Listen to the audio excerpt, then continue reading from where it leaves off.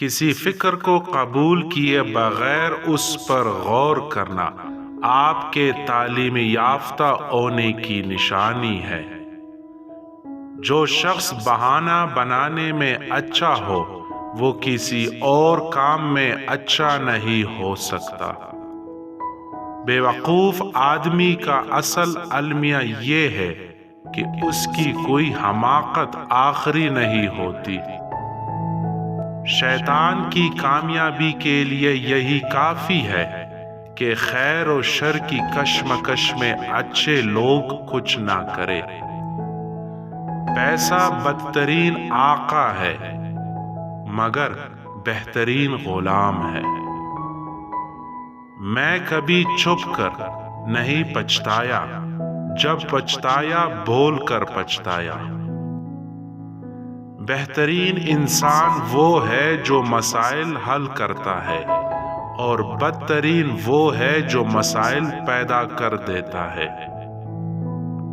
خوش ہونا ہے تو تعریف سنیے اور بہتر ہونا ہے تو تنقید سنیے۔ اس نے کیا پایا جس نے خدا کو کھو دیا؟ اس نے کیا کھویا جس نے خدا کو پا لیا؟ جو پڑھ نہیں سکتا اور جو پڑھتا نہیں ہے دونوں یکساں طور پر جاہل رہتے ہیں۔ وقت کی بربادی کا سب سے بڑی وجہ اس کام کا آغاز ہے جسے آپ پورا نہ کریں۔ جہاز بندرگاہ میں محفوظ ہوتے ہیں مگر جہاز بندرگاہ کے لیے بنائے نہیں جاتے۔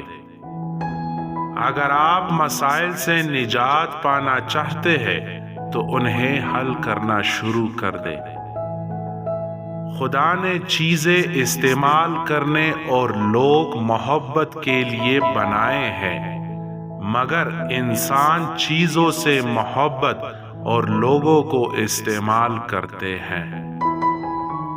مطالعہ کیجئے، یہ انسان کا وہ شرف ہے جو کسی جانور کو حاصل نہیں۔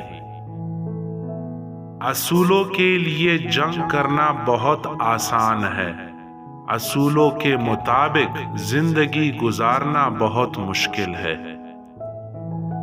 اعلیٰ اخلاقی سطح اکثر دو قسم کے لوگوں میں پیدا ہوتی ہے، وہ لوگ جن کی تربیت بہت اعلیٰ ہو یا وہ لوگ جن کا مقصد آیات بہت اعلیٰ ہو۔ اہم یہ نہیں کہ رمضان میں آپ نے کیا اعمال کیے، اہم یہ ہے کہ رمضان کی تربیت نے آپ کو کیسا بنا دیا۔ معلومات نہیں حکمت ڈھونڈیے، معلومات ماضی کا علم ہے اور حکمت مستقبل کا۔ طاقتور کا نقصان نہ کیجیے، وہ آپ کی دنیا کو خطرے میں ڈال دے گا۔ کمزور کا نقصان نہ کیجیے، وہ آپ کی آخرت کو خطرے میں ڈال دے گا۔